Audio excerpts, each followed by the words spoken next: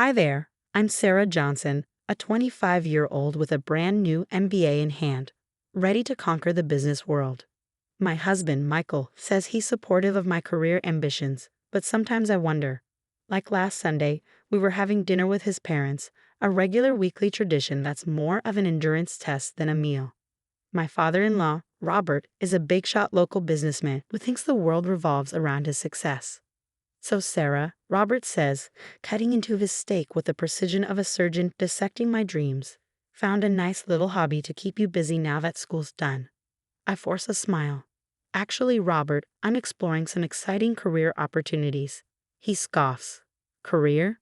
The only career a woman needs is running a good home. Michael suddenly finds his mashed potatoes fascinating, and my mother-in-law, Linda, sips her wine, staying out of it. Later that week, I'm unloading my frustrations to my best friend, Emily, over lattes at our favorite coffee shop.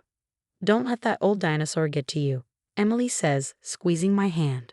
You're brilliant, and any company would be lucky to have you. I sigh. I know, but it feels like I'm swimming against the current sometimes. Emily grins. Then be a salmon. They swim upstream and still make it. Just then, my younger sister Jessica joins us, excitement written all over her face. Sarah, you won't believe it. I got an A on my business project. The teacher said I reminded her of you. I smiled, proud. That's amazing, Jess. Keep it up, and you'll be running your own company in no time. As we're leaving, my phone buzzes, an email from that big firm I've been dreaming of. My heart races as I open it. Oh my God, I whisper. Emily and Jessica crowd around. What is it? I look up, grinning. I got the job offer. They squeal and hug me tightly. We have to celebrate, Jessica says. My birthday's coming up. How about we throw a party and you can announce the job then? As we start planning, I feel a mix of excitement and nerves. This party could change everything, but am I ready for what's next? The night of the party arrives and everything is perfect. My parents are beaming with pride, and even Michael seems genuinely happy for me. I catch Emily's eye across the room, and she gives me a thumbs up. It's time. I clink my glass to get everyone's attention. Thank you all for coming. I have some exciting news. But before I can continue, Robert, reeking of whiskey, stumbles forward. Hold up there, little lady. I've got something to say first. My stomach drops. This can't be good. You all think you're here to celebrate. He slurs, waving his drink. But I'm here to mourn. Mourn the death of traditional values. The room goes silent, all eyes on me. Sarah here thinks she's too good to be a proper wife. Thinks she needs a career. He spits the word like it's poison. Robert, please. Linda tries to intervene, but he shoves her aside. You know what I think of your fancy education. He reaches into his jacket and pulls out my diploma. How did he even get that? Before anyone can react, he flicks a lighter, and flames lick at the edges of my hard-earned degree. A woman's place is in the kitchen, he bellows, dropping the burning paper to the floor. The silence is deafening as I stare at the charred remains of my diploma, feeling like I'm trapped in a nightmare. Michael, I whisper, turning to my husband, desperate for him to say something, anything. But Michael just stands there, eyes downcast, as silent as a statue. Tears blur my vision, and I can't take it anymore. I run from the room, hearing Emily call after me, but I can't stop. I burst onto the porch, gasping for air. Emily catches up and wraps her arms around me. Sarah, I'm so sorry. That was horrible. How could he do that? I sob into her shoulder. And Michael. He just stood there. Jessica appears, her face flushed with anger. I can't believe that just happened. We should call the cops or something. And say what? I laugh bitterly through my tears. That my father-in-law burned a piece of paper. In this town, they'd probably give him a medal. My parents join us on the porch, both looking shell-shocked. Sweetheart, my mom starts, but I cut her off. Don't. Just don't. I can't deal with this right now. I watch as guests begin to leave, whispering among themselves. Michael finally emerges, looking lost and unsure. Sarah, not now, Michael, I say, holding up a hand. I can't even look at you right now.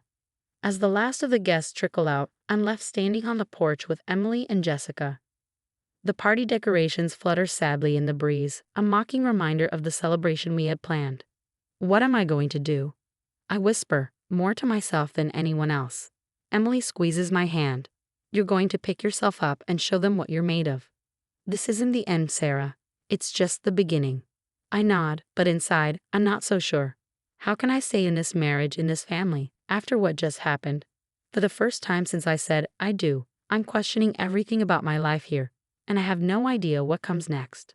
The weeks after my birthday disaster are a blur. Most days, I can barely get out of bed.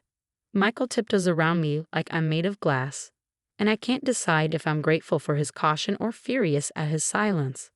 One particularly bad day, Emily barges in, throwing open the curtains. Rise and shine, sleeping beauty, we're going out. I groan, pulling the covers over my head. Leave me alone, Em. Not a chance. Come on, Jess is waiting in the car. Somehow, they drag me to a little cafe downtown. Jessica slides a latte in front of me. Okay, sis, enough wallowing. What's the game plan? I stare into my coffee. Maybe I should just give up. Keep the peace, you know. Emily nearly chokes on her drink. Are you kidding me? And let that old fossil win? No way, Sarah. Jessica leans in closer.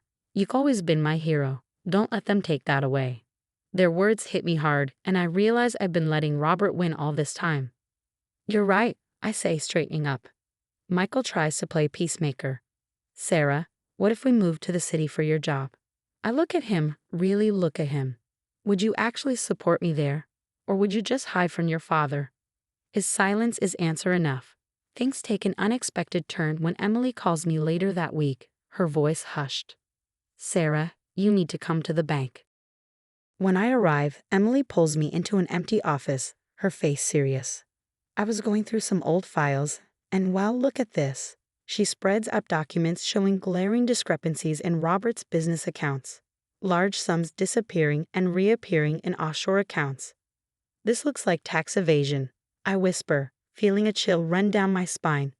Maybe even fraud. What are you going to do? Emily asks, her eyes searching mine. I stare at the papers, my mind racing. Part of me craves revenge, wants to see Robert pay for everything he's done.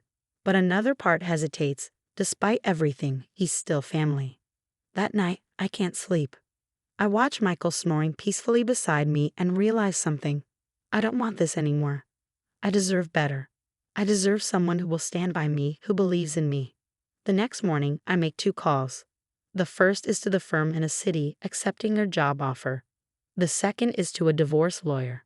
When Michael comes home, he finds me packing. Sarah, what's going on? I take a deep breath. I'm leaving, Michael. I'm taking the job in the city. But I thought we were going to move together, he stammers. I shake my head. No, Michael, I'm going alone. I need a fresh start, away from all of this. His face crumples.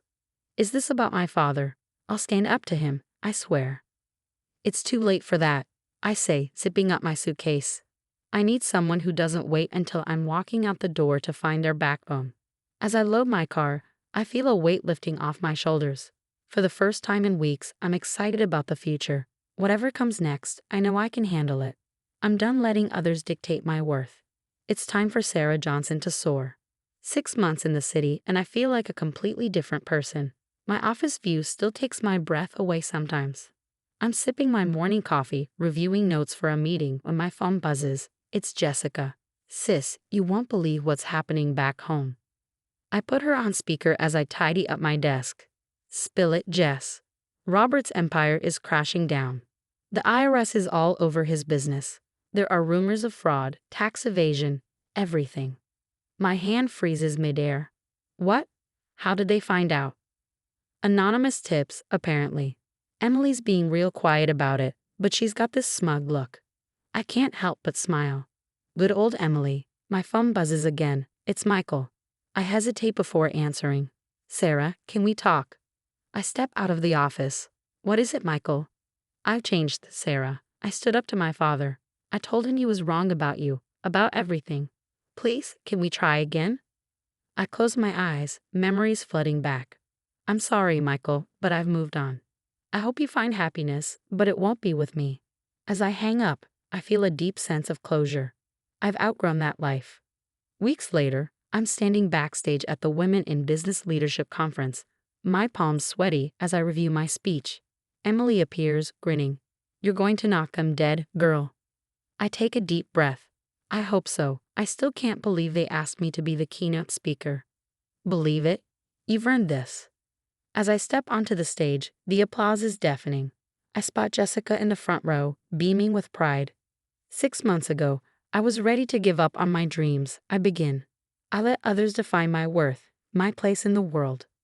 But standing here today, I want to tell you all, never let anyone dim your light. We all face obstacles, people who try to hold us back.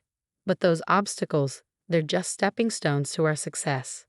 The rest of the speech flies by, and I realize something. This journey, as hard as it was, led me exactly where I needed to be. I'm no longer that scared, doubtful woman from a small town. I'm Sarah Johnson, businesswoman, mentor, survivor, and I'm just getting started. If you were in my shoes, would you have exposed Robert's illegal business practices immediately, or would you have kept quiet to maintain family peace? What do you think is the right thing to do when faced with corruption within your own family?